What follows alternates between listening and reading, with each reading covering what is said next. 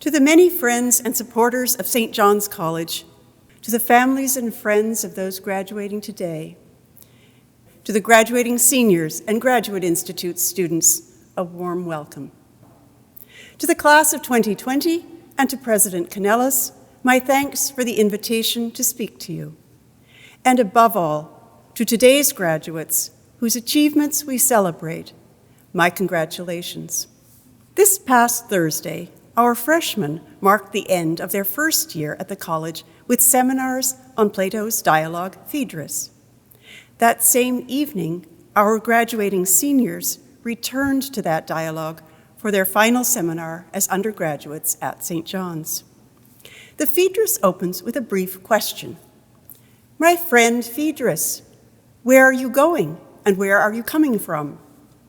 It's even shorter in the original Greek. O phile phaedre, poide kai pothen. My friend Phaedrus, where to and from where? It's a simple, conventional question and seems to invite us to read right past it. It lacks the challenge of Meno's opening sally. Can you tell me, Socrates, if virtue is something teachable? Or the punch of Callicles' first words in the Gorgias, to join a war or a battle, as they say, Socrates, you've picked a good time.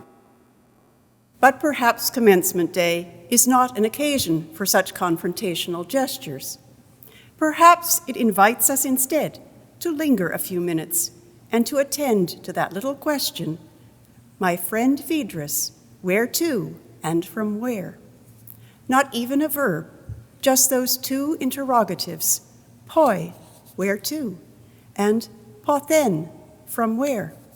When, as a freshman, you first arrived on campus, others probably often asked you, pothen. They wanted to know where you were from. Your origins seemed to round out and help distinguish you from the many others who had just arrived. In those early days on campus, I suspect fewer people presented you with the other question, the question, poi, where are you heading, where are you going? These days, on the other hand, it's more likely this question, poi, where to, that comes at you, perhaps far too often. Your origins seem of less interest now. Where you are heading seems all too important. But why open a philosophical dialogue, let alone a commencement address, with such questions?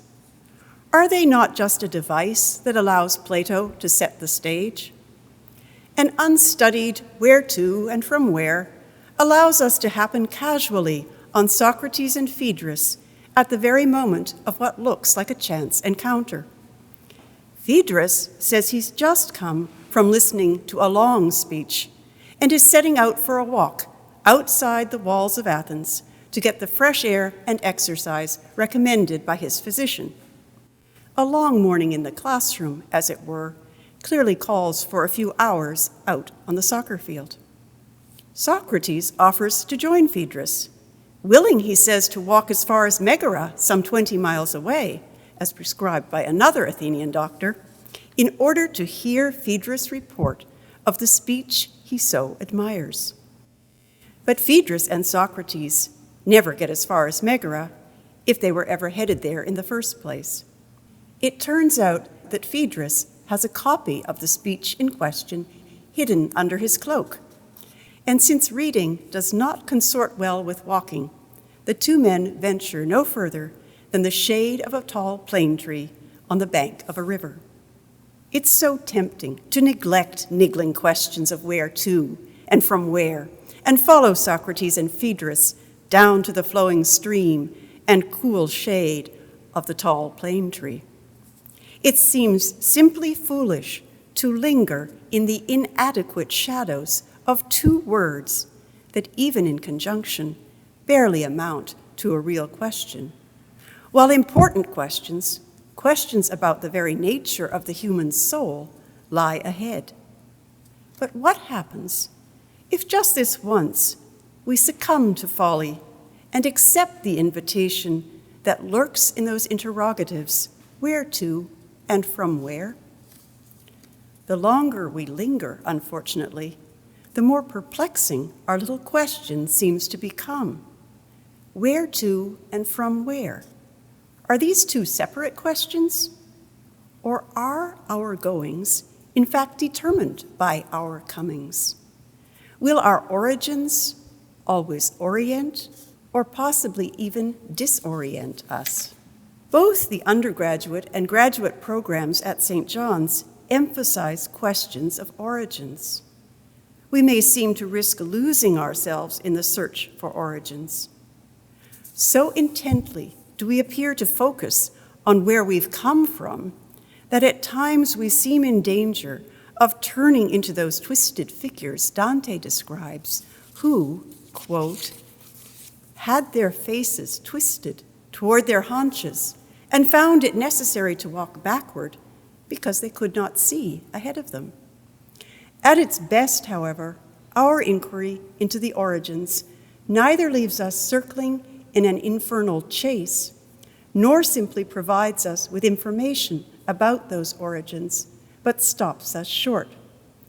Questions of causality, for example, which confront us in our first freshman lab readings and observations, arrest and compel us to reconsider our very notions of beginnings and ends.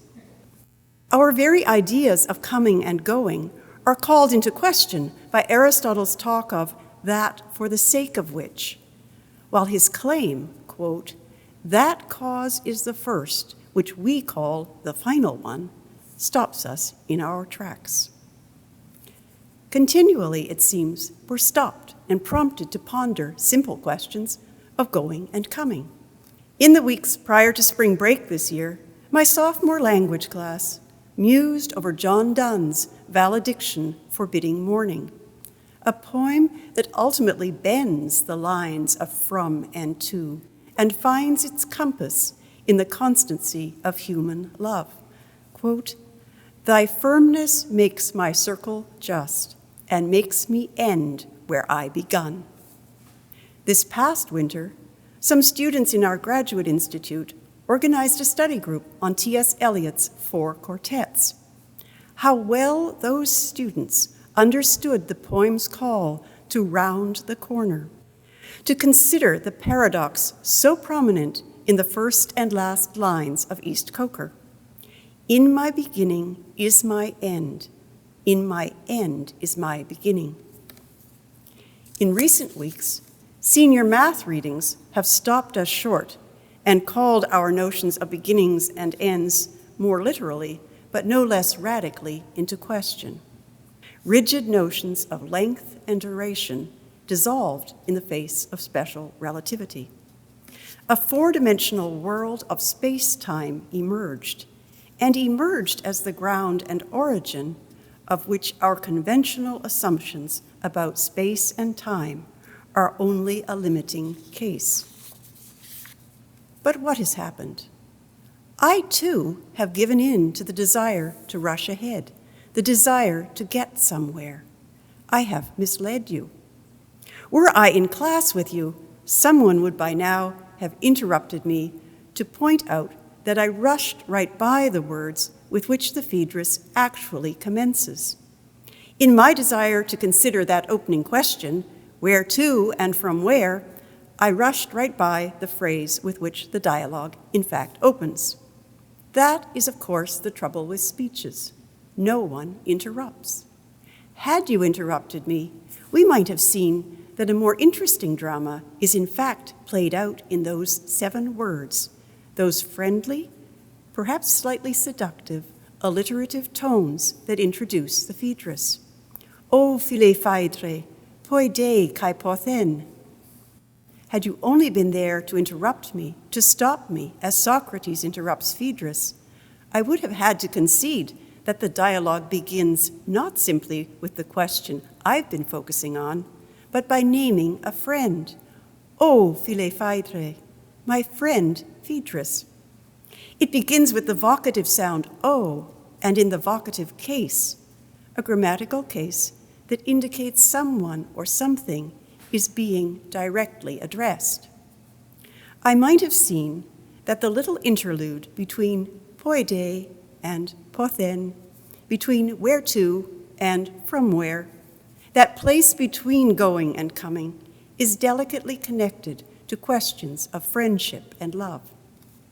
Had you arrested me and interjected your question, you would have compelled me to attend to those first words and enabled me to hear not only the lovely philosophical gesture implicit in Socrates' question, but also the poetic gesture inherent in the dialogue's opening line. Together, perhaps, we would have listened to the way those aspirated P's of phile phaedre resonate in the unaspirated P's of poide kai pothen. Your act of interrupting me would have quickly reminded me that the space between coming and going, that moment of rest in the midst of our busy motions, is a place that opens when we turn toward one another in conversation. That conversation, those interrupting words and interrogatives that open up the space between, is what we have missed these last weeks. We've missed the ability to turn toward one another in the countless ways we value. We've missed the lingering in classrooms and lab rooms, in coffee shops and under tall plane trees. But these last weeks do not define your time at St. John's. Amidst the disruptions of recent weeks, amidst the difficulties, and in the face of the glaring flatness of the screen, you've shown that listening attentively to one another, questioning and conversing with one another, are in fact central to your ways, no matter where you happen to be. That capacity for confident exchange is the foundational good you carry forward with you. In her poem, The Moose, the poet Elizabeth Bishop describes a moment of interruption in terms both quotidian and sublime. A bus is on its way from Nova Scotia to Boston. Mid-journey, as the passengers doze and reminisce in the back of the bus is stopped by a moose. Quote, "A moose has come out of the impenetrable wood and stands there, looms rather, in the middle of the road. It approaches, it sniffs at the bus's hot hood. Towering, antlerless, high as a church, homely as a house, or safe as houses." The analogies Bishop uses to describe this moment of stasis are puzzling. Why the language of churches and houses? Why the pun on homely to describe this moment and the curious creature who emerges from the New Brunswick woods? Perhaps Bishop, too, senses that it is less when intent on getting somewhere and more when interrupted, whether by graceful words or an ungainly creature, that we are granted occasions to come more fully into ourselves, to come home, as it were. Not that we shouldn't board buses, we do and must come and go, but that getting as far as Megara, or even Boston, may not always be what's best for our health. Before I close, then, let me detain you a moment longer and linger a moment longer on the road with that curious moose. Taking her time, she looks the bus over. Grand, otherworldly. Why? Why do we feel? We all feel this sweet sensation of joy. Curious creatures, says our quiet driver, rolling his R's. Look at that, would you? Then he shifts gears. For a moment longer, by craning backward, the moose can be seen on the moonlit macadam. Then there's a dim smell of moose, an acrid smell of gasoline. Current interruptions to our lives may savor more of the monstrous than the miraculous, but perhaps even here, in acts of kindness and in acts of courage, or simply in a steadfast determination to carry on, we may discover what Socrates so beautifully invites Phaedrus to see as they rest by the riverbank: the capacity of the human soul to arrest the pull of time's winged chariot. A day of commencement is both an end and a beginning. It's a day that invites us to look back and to look forward. At the same time, it's a day that punctuates the flow of things and asks us to pause. It's an occasion to express our gratitude to the many who have helped us on our way, our families, our friends, and the communities to which we belong. Here at the college, many offices and individuals deserve particular thanks for enabling us to carry on.